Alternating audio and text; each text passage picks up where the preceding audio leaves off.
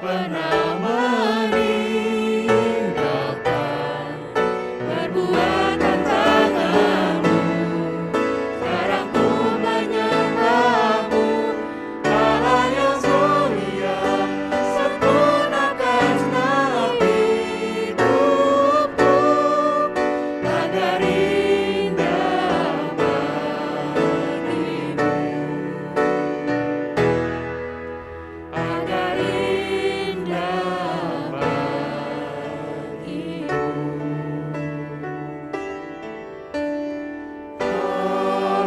Haleluya, haleluya.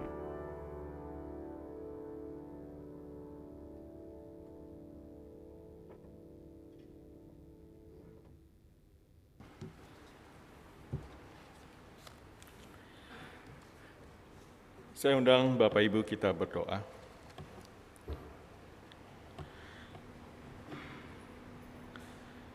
Bersyukur atas kemurahan hati Tuhan yang memungkinkan kami bisa beribadah, baik yang berada di ruang ibadah saat ini maupun di rumah kami masing-masing ataupun dimanapun kami, melalui kesempatan memiliki akses internet. Kami bersyukur untuk kasih Tuhan hari demi hari sampai pada saat ini. Karena itu ya Tuhan, kami ingin semakin lebih dekat kepada Engkau, semakin ingin lebih mengenal Engkau Tuhan. Pimpinlah kami, bawalah kami ya Roh Kudus ke dalam kebenaran. Ketika kami membaca firman Tuhan, biarlah kami boleh merasakan kehadiran Tuhan, di mana Tuhan menyentuh hati kami, membuka hati kami, dan mendorong kami untuk menjadi serupa dengan Kristus, sehingga hidup kami boleh memuliakan Engkau, Bapa di surga. Dengarkanlah doa kami, di dalam nama Tuhan kami Yesus Kristus. Amin. Pembacaan kitab suci pada hari ini dengan tema mengenal kebenaran sejati dari Allah terambil dari Filipi pasal 3 ayat 4b sampai 16. Dengarkanlah firman Tuhan. Jika ada orang lain menyangka dapat menaruh percaya pada hal-hal lahiriah, aku lebih lagi. Disunat pada hari ke-8 dari bangsa Israel, dari suku Benyamin, orang Ibrani asli. Tentang pendirian terhadap hukum Taurat, aku orang Farisi. Tentang kegiatan, aku penganiaya jemaat. Tentang kebenaran dalam mentaati hukum Taurat, aku tidak bercacat. Tetapi apa yang dahulu merupakan keuntungan bagiku, sekarang kuanggap rugi karena Kristus. Malahan segala sesuatu kuanggap rugi, karena pengenalan akan Kristus Yesus Tuhanku lebih mulia daripada semuanya. Oleh karena Dialah aku telah melepaskan semuanya itu dan menganggapnya sampah, supaya aku memperoleh Kristus dan berada dalam Dia, bukan dengan kebenaranku sendiri karena mentaati hukum Taurat, melainkan dengan kebenaran karena kepercayaan kepada Kristus, yaitu kebenaran yang Allah anugerahkan berdasarkan kepercayaan. Yang ku kehendaki ialah mengenal Dia dan kuasa kebangkitannya dan persekutuan dalam penderitaannya, di mana aku menjadi serupa dengan Dia dalam kematiannya, supaya aku akhirnya beroleh kebangkitan dari antara orang mati. Bukan seolah-olah aku telah memperoleh hal ini atau telah sempurna, melainkan aku mengejarnya, kalau aku dapat juga menangkapnya. Karena aku pun telah ditangkap oleh Kristus Yesus. Saudara-saudara, aku sendiri tidak menganggap bahwa aku telah menangkapnya, tetapi ini yang kulakukan. Aku melupakan apa yang telah di belakangku dan mengarahkan diri kepada apa yang di hadapanku, dan berlari-lari kepada tujuan untuk memperoleh hadiah, yaitu panggilan sorgawi dari Allah dalam Kristus Yesus. Karena itu marilah kita yang sempurna berpikir demikian. Dan jikalau lain pikiranmu tentang salah satu hal itu akan dinyatakan Allah juga kepadamu. Tetapi baiklah tingkat pengertian yang telah kita capai, kita lanjutkan menurut jalan yang telah kita tempuh.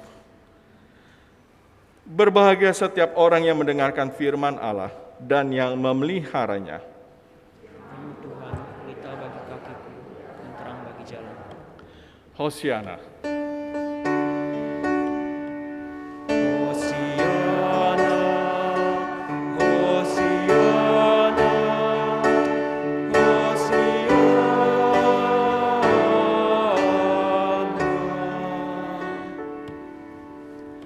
Shalom Bapak Ibu.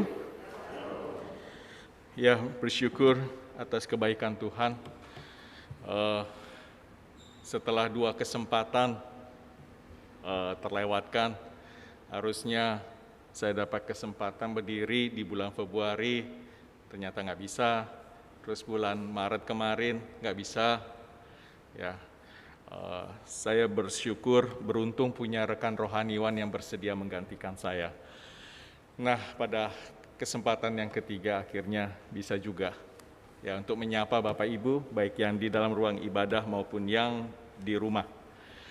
Bapak Ibu, izinkan saya bertanya, selama kita hidup sebagai orang Kristen, dalam hal apakah kita merasa bahwa kita bangga, ya, bahwa kita melakukan sesuatu agar Tuhan menerima kita? Tuhan mau mendekatkan dirinya kepada kita. Tuhan berbelas kasihan kepada kita. Tuhan mau menerima kita. Dalam hal apakah kita merasa bahwa kita harus melakukan sesuatu?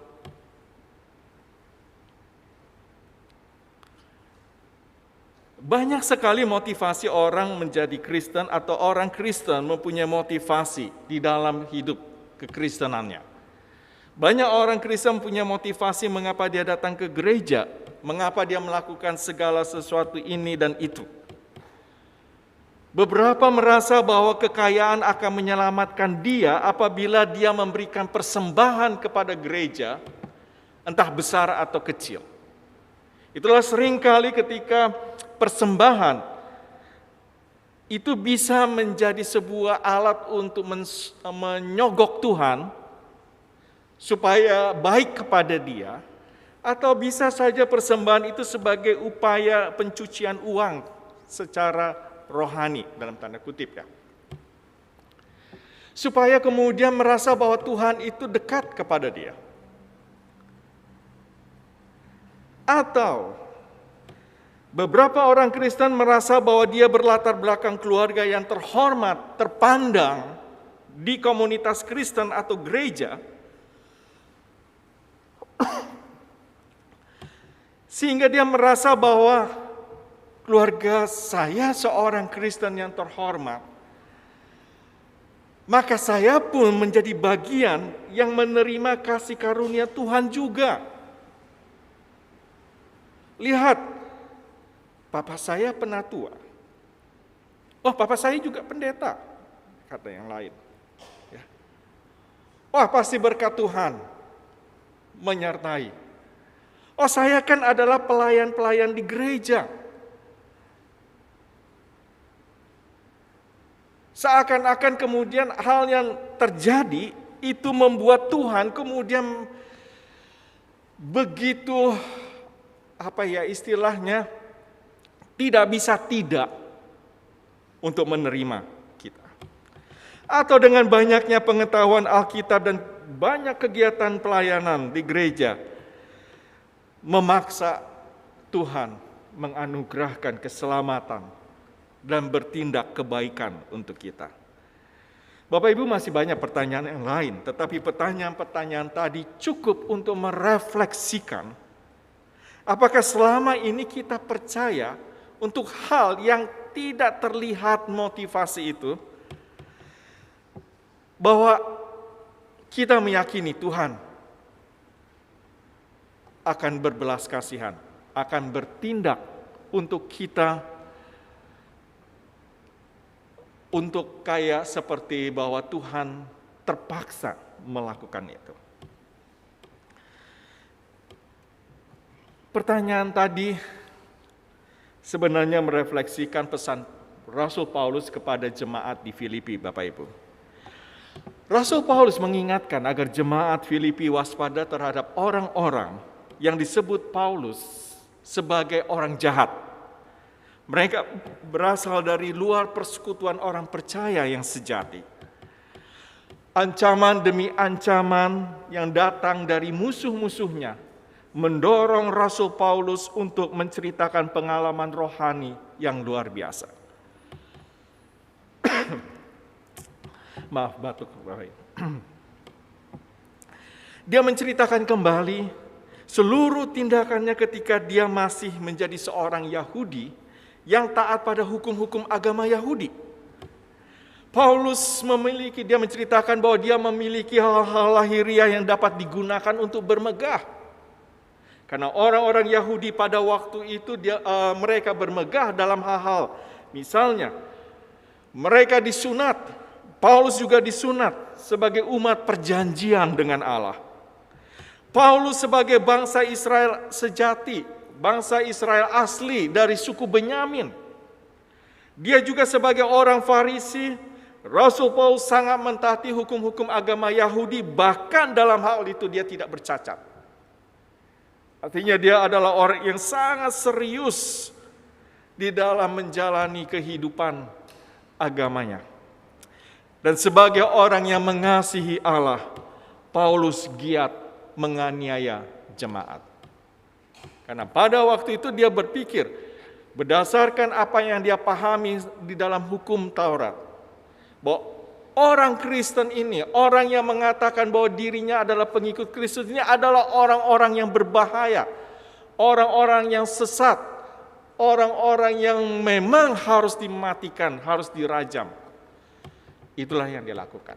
Dan dia melakukan itu sesuai dengan hukum Taurat yang dia pahami. Bapak Ibu, Paulus memiliki kredensial yang luar biasa, yang mengesankan, pendidikan yang hebat, kebangsaan, latar belakang keluarga, warisan, pengajaran dari kitab suci, aktivitas dia, dan moralitas dia.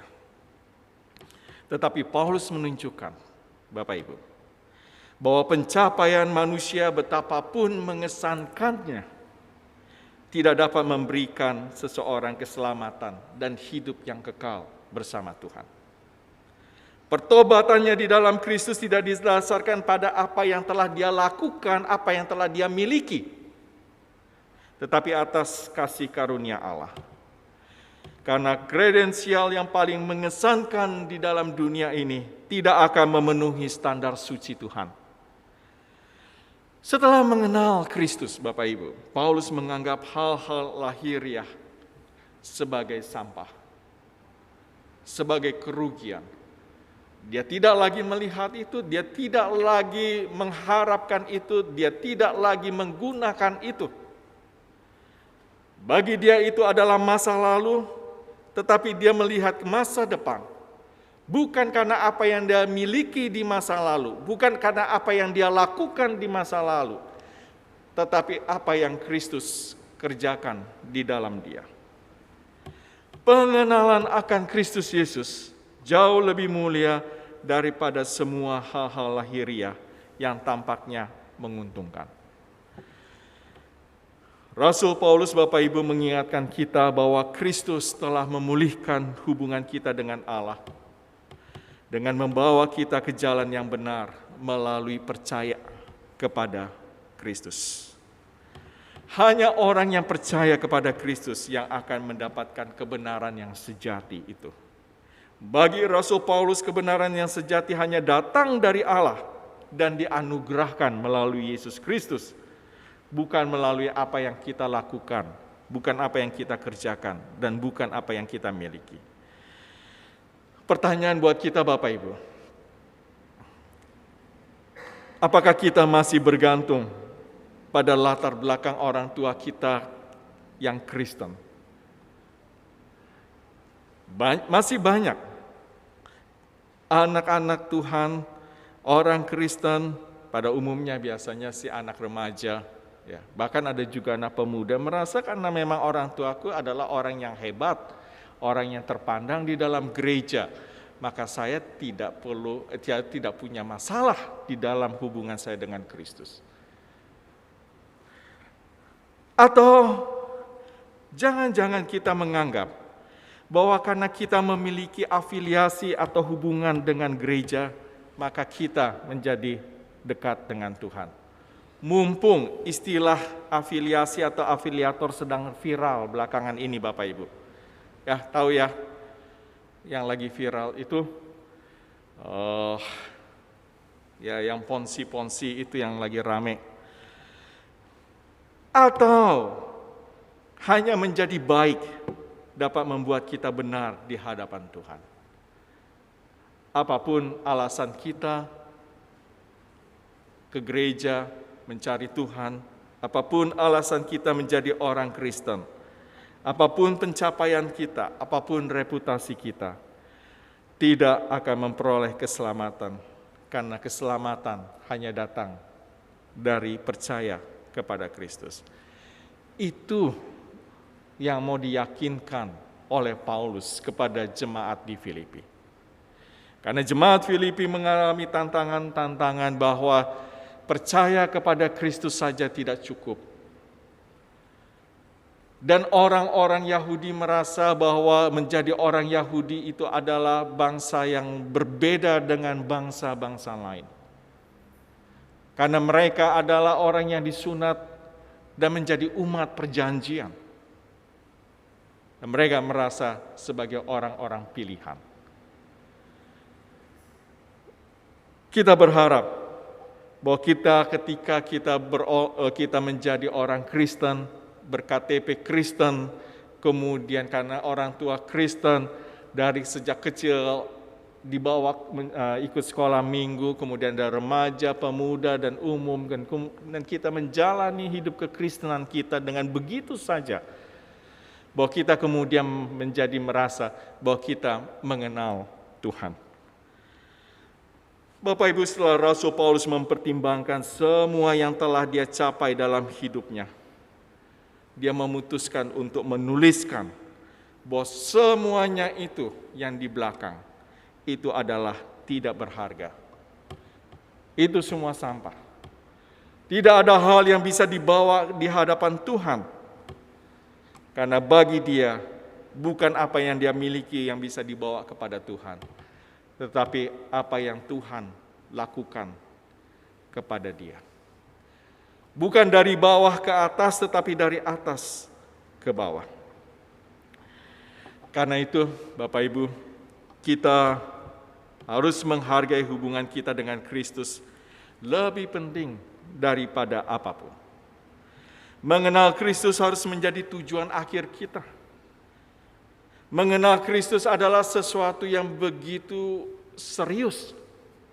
Kalau di dalam bahasa Yunani adalah ginosko, mengenal Kristus bukan berarti bahwa kita sekedar punya pengetahuan tentang Kristus. Karena ginosko bisa punya arti yang paling sederhana adalah tahu. Apakah kita mengenal Jokowi? Tidak. Karena kita hanya tahu Joko Widodo sebagai Presiden Republik Indonesia.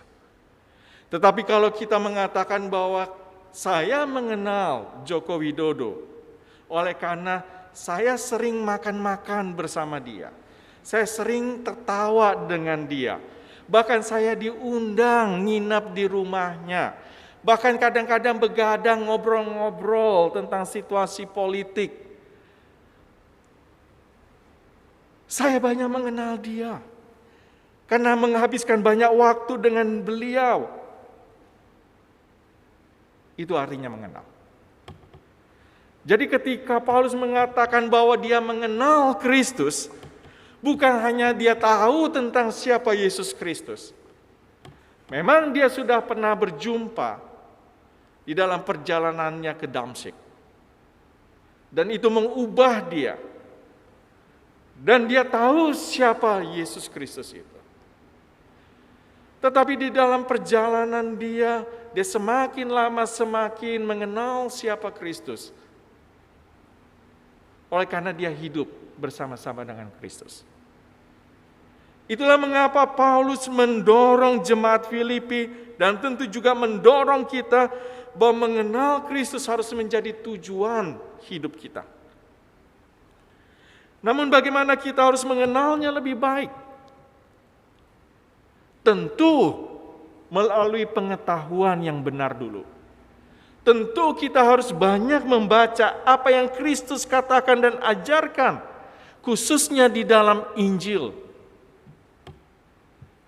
Namun kita juga harus membaca ayat-ayat di dalam Perjanjian Baru, kitab-kitab yang lain dalam Perjanjian Baru.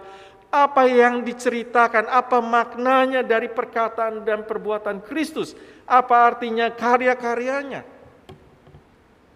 Bahkan kita juga harus membaca Perjanjian Lama apa yang Allah katakan, bahwa di satu hari di depan, bahwa Kristus Mesias itu akan datang, akan menggenapkan rencana Allah, akan membangun kerajaan Allah. Artinya bahwa kita harus banyak menghabiskan waktu untuk membaca kitab suci kita. Harus menghabiskan banyak waktu untuk kita bercakap-cakap dengan Dia di dalam doa kita. Untuk banyak waktu menghabiskan bersama-sama Dia ketika melewati perjalanan hidup yang berat, apalagi 2 tahun pandemi seperti saat ini, tidak mudah. Dan kita bertanya-tanya, di mana Tuhan? Padahal Tuhan ada di sebelah kita, sedang memegang tangan kita, tetapi kita bertanya, di mana Tuhan?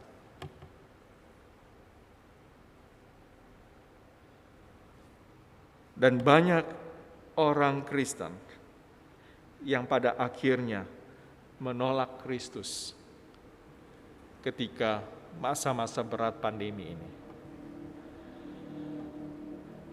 Dan semoga Tuhan menarik mereka yang kemudian karena kecewa dengan Tuhan, menarik mereka itu kembali kepada Dia.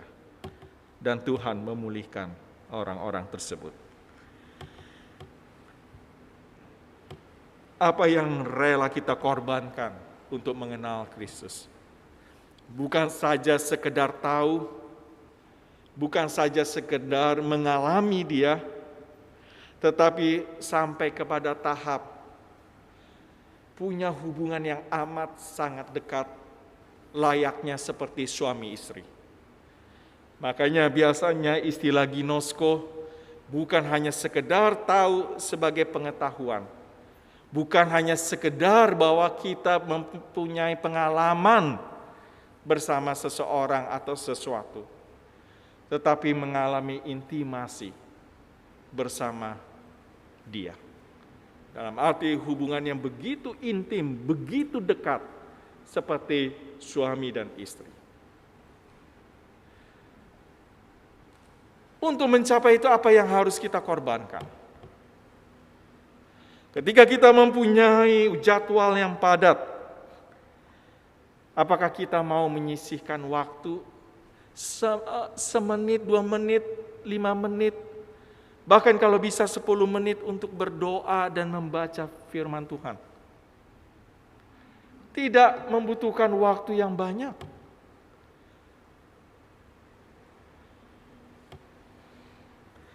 Atau apakah kita harus membutuhkan persetujuan teman atau keluarga agar kita mengenal Kristus? Bagi mereka yang bukan dari latar belakang keluarga Kristen, kadang-kadang mereka punya ketakutan yang sangat serius. Kalau saya percaya kepada Kristus, bagaimana masa depan saya? Kita mungkin karena kita berlatar belakang keluarga Kristen, atau kita adalah seorang yang sudah menjadi Kristen sekian lama, kita nggak merasakan ada ketegangan di dalam batin kita. Atau mungkin kita yang punya berlatar belakang sebelumnya bukan Kristen atau bukan dari keluarga Kristen, Saya yakin bahwa punya ketegangan. Apakah saya mau percaya Kristus?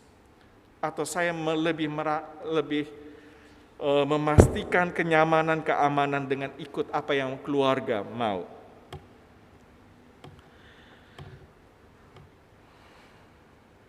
Apapun yang harus kita ubah atau kita tinggalkan, milikilah Kristus dan jadilah satu dengan Dia. Maka kita akan menyadari bahwa pengorbanan kita jauh dari sepadan. Oleh karena pengenalan kita akan Kristus, kepercayaan kita kepada Kristus jauh lebih berharga, lebih mulia.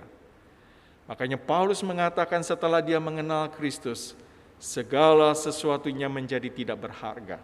Segala sesuatunya itu menjadi sampah. Apalagi kalau Bapak Ibu membaca surat Kolose pasal 1, bagaimana keutamaan Kristus, Kristus yang lebih utama dari segala sesuatu. Segala sesuatu baik di langit, bintang-bintang dan segala macam ataupun yang ada di bumi. Kristus lebih utama dan Kristus jauh lebih indah seperti lagu yang tadi kita nyanyikan. Seandainya kita membaca surat Kolose, kita mempunyai satu denyut, ada rasa kerinduan, ada rasa kegentaran ketika kita semakin lama semakin mengenal Kristus Yesus.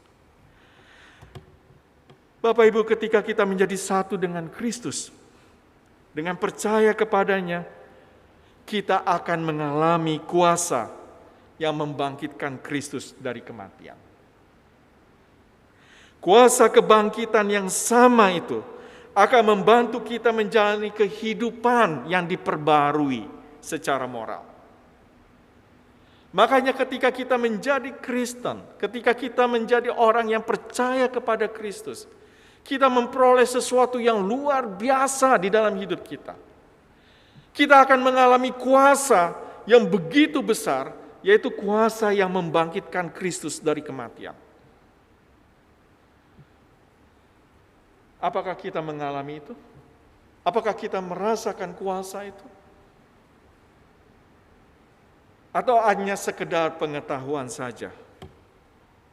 Saat kita berjalan dalam kehidupan baru kita ikut serta Bapak Ibu di dalam kematian Kristus dengan cara hidup kita yang lama dan keinginan-keinginan berdosa sebagai sesuatu yang sudah mati dan tidak lagi responsif. Artinya ketika Paulus mengatakan di dalam surat Roma bahwa kita istilahnya dibaptis di dalam kematiannya, maka kematian Kristus di atas kayu salib itu menyimbolkan, menandakan bahwa dosa-dosa kita disalibkan. Dosa-dosa kita sudah mati. Bapak Ibu pernah mencoba mencubit orang mati? Gak berani kan? Kenapa gak berani? Kira-kira kalau dia dicubit, bakal mukul kita gak? Terus kenapa gak berani? Oh, itu boksu, kalau mereka punya suasana batin yang berbeda. Jadi kami harus menghormati itu. Ya, satu pihak betul. Tetapi yang ingin saya katakan, ketika Rasul Paulus mengatakan bahwa dosa-dosa kita sudah mati, karena Kristus mati untuk kita, itu artinya seharusnya dosa-dosa itu tidak lagi, kalau kita sudah mati bersama Kristus, maka dosa-dosa yang mengganggu kita itu karena kita sudah mati, apakah kita bereaksi terhadap dosa? Seharusnya kita tidak punya reaksi. Karena kita sudah bersama-sama Kristus, mati bersama-sama Kristus. Tetapi realitasnya memang bahwa dosa seringkali menggoda dan menantang kita. Dan itu yang membuat kadang kita jauh dari Tuhan. Tetapi kita percaya, kita ingat bahwa kuasa kebangkitan itu akan menolong kita. Bapak Ibu, penyaliban Kristus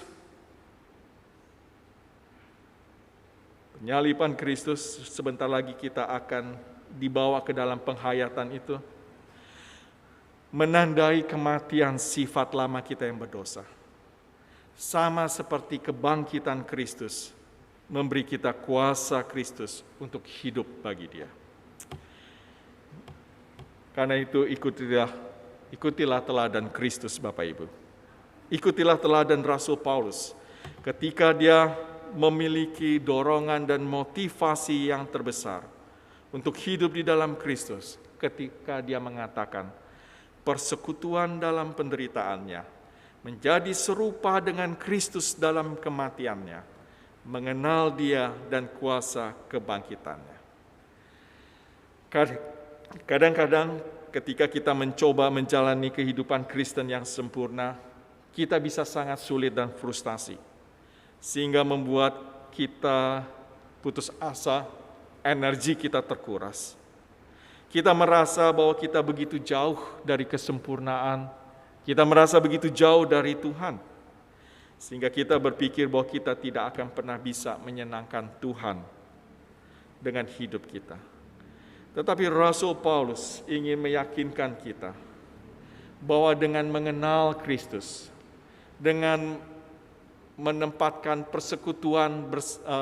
persekutuan dalam penderitaannya, menjadi serupa dengan Kristus dalam kematiannya, dan mengenal Dia dan kuasa kebangkitannya, akan menolong kita, akan memimpin kita, akan membawa kita ke dalam kesempurnaan. Karena kesempurnaan adalah milik Kristus, dan Dia yang akan menyempurnakan kita, dan Roh Kudus akan menolong kita. Biarlah Tuhan menolong kita, supaya kita mempunyai satu passion, kerinduan, keinginan untuk mengenal Kristus. Bukan hanya tahu saja, tetapi berdoalah minta supaya mengalami Dia dalam kehidupan sehari-hari. Bahkan begitu dekat, intimasi. Nangis bersama Kristus. Bersyukur di dalam Dia. Karena kita percaya sepenuhnya bahwa Tuhan bersama kita, menyertai kita. Amin.